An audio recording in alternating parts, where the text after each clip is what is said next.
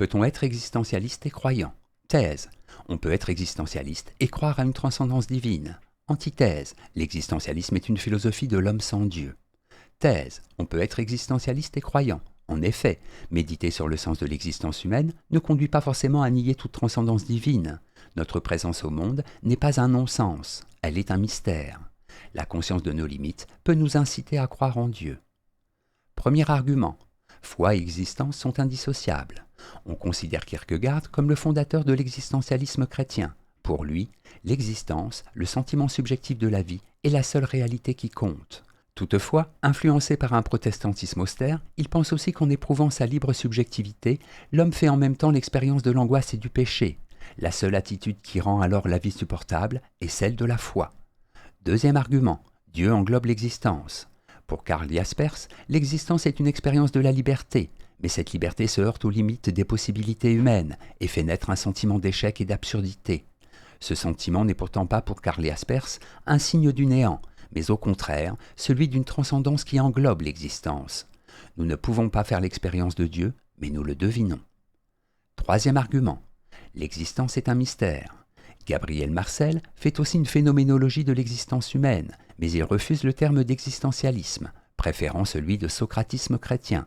La spécificité de l'existence humaine, c'est l'expérience de l'être au monde. Or, cette expérience est un mystère, qui ne relève pas de la connaissance rationnelle ou technique, mais de la foi. En bref, être existentialiste, c'est avant tout faire l'expérience de l'absurdité d'un monde sans Dieu. Avoir la foi est la seule manière de ne pas sombrer dans le désespoir. Antithèse. On ne peut pas être existentialiste et chrétien. En effet, affirmer la primauté de l'existence sur l'essence, c'est nier toute transcendance. Croire en Dieu, c'est faire à la raison un saut que rien ne justifie. L'homme doit donner lui-même un sens à son existence. Premier argument, Dieu n'explique pas l'être. Heidegger a envisagé d'abord de devenir prêtre, mais il a perdu la foi et s'est consacré à la philosophie. Sa pensée annonce certains thèmes de l'existentialisme. Le refus de la transcendance, la contingence de l'existence, la mort comme néant absolu, la vie comme liberté.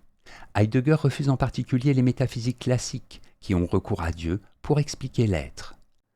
Deuxième argument, l'existentialisme est un athéisme. Sartre est un existentialiste athée. Pour lui, rien ne justifie l'existence humaine, si ce n'est l'homme lui-même, par ses actes, par son engagement politique.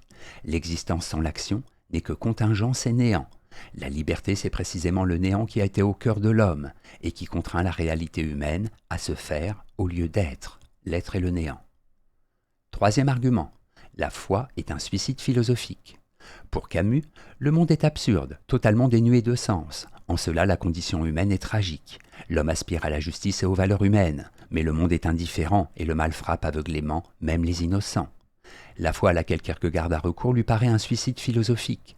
L'homme doit plutôt regarder l'absurde en face, se battre pour conférer à l'existence la valeur qu'elle n'a pas. En bref, être existentialiste, c'est penser qu'il n'y a rien au-delà de l'existence humaine. On ne peut à la fois proclamer la primauté de l'homme et croire en Dieu. Synthèse. L'on peut de toute évidence être existentialiste et chrétien, puisqu'il s'est trouvé un certain nombre de philosophes, comme Gabriel Marcel, pour rapprocher ces deux doctrines. Le sentiment de la primauté de l'existence ne conduit pas forcément à nier la transcendance divine. La foi peut au contraire donner un sens à cette vie que les existentialistes athées considèrent comme absurde et sauvée du désespoir.